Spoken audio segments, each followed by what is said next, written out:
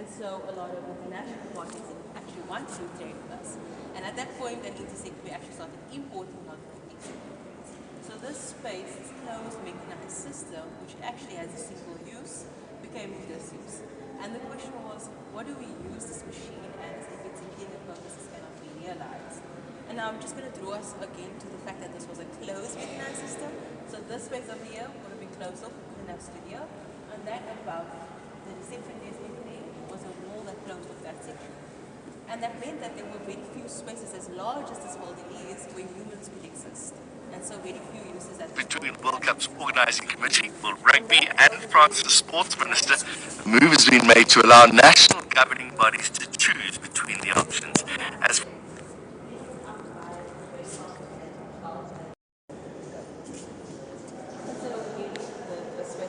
disuse and then was decommissioned in 2001. And so in 2001, that meant that there was no money coming into the space, and so there was no money to the upkeep of the space. Obviously, it ran into ruins, and if we're thinking about the entire precinct around us, this became prime real estate, not for the building, but for the landowners. And so obviously the first thought around what we could use the space as was to raise it to the ground and then build something new within this business hub. But that couldn't be realized because this building was and currently is a heritage site.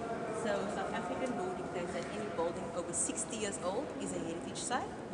And so it cannot be demolished, first and foremost. And second to that is that its facade or the outside structure needs to maintain or be maintained. The internal structure can change, obviously, with change. And so the proposal that was brought forth by the architect who actually took over the building was Thomas Heatherwick. He proposed that the space be deconstructed, so cut out so that you can actually move in and throughout the space. And second to that was to highlight the architecture.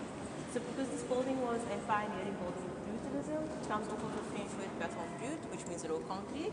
It was needed to be highlighted, and also it comes just off of the Industrial Revolution.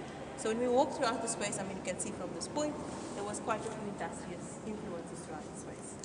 And so second to that is also to pay homage to what was held within these silos. So what he did was, he blew up this rendering, a 3D rendering of 35 meters, which translates the scale of the silo bins, and transposed a 3D rendering of the same scale of a popcorn kernel. So he had visited a site in 2013, saw a single grain of popcorn, and blew that up to scale of 35 meters. And when he transposed this onto the 3D mapping of the now museum, there were a lot of chambers and cutouts that he saw. So these are the chambers and cutouts that we're looking at here, and it goes all the way over to the reception desk. So holistically, this is supposed to be one big popcorn kernel, essentially. And so he's paying homage to what was in here. He's also highlighting the architecture, but in a very clever, practical way, opening up the space so that we can actually exist within it. Because that was the main component of the proposal, that we would be able to actually engage within the space. And second to that is that it would be able to house contemporary art from Africa. And so this space was actually located for that purposes. So when we walk around the space, one thing we can also note is the different types of concrete. So we can see the older concrete and then also the new and reinforced. If we just look between the layers over here by the, what is that called? The elevator. The inner wall is the reinforced. When we go up, I'll be able to show you a bit better because we'll be able to face it. But also just to speak a bit to how the silos were made, because it's quite interesting when you're thinking of the deconstruction and then the reconstruction. So each of these silos were made, or silo bins were made with something called a continuous core. Think of a donut structure and mold, and then concrete is poured into that mold. Once it sits, that mold then moves further and further up, eventually creating the structure of the silo. It's quite an intricate kind of process. And then through this process, they didn't also realize how strong peptide winds are. And so something that should have been structurally sound going all the way up was deviated in sections. So while the mold was sinking, the wind would blow its direction. And we're also thinking of the function of each of these silo bins. They had to hold between 120 to 150 tons of grain. So obviously that wonkiness was a problem. So to facilitate it, these negative spaces that we see in between, triangular cutouts, what we call international bins, were used in a very clever way. So all of the bad grain that couldn't be exported was then filled into those sections over there to help stabilize the bin. And now we come to the function of the silo itself. These chutes connect to the negative space, this one in particular, to that negative space over there. And then every alternate chute, and you can see the difference in the shape, would connect an actual side open. So that is where differentiating it, bad grade, good grade. So you guys can come through, we're going to walk through the space.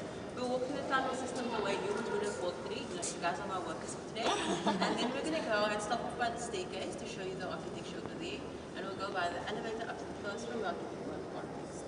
But while we are located here in the atrium hall, something that stands out a lot, and we can see, are these beautiful stones.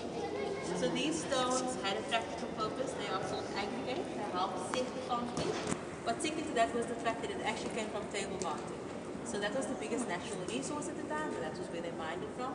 So to me at least, it's a marriage of monuments and histories in one space. Quite interesting. Okay, worker bees, are we ready? So just skip all of your head of the chute, come to the space.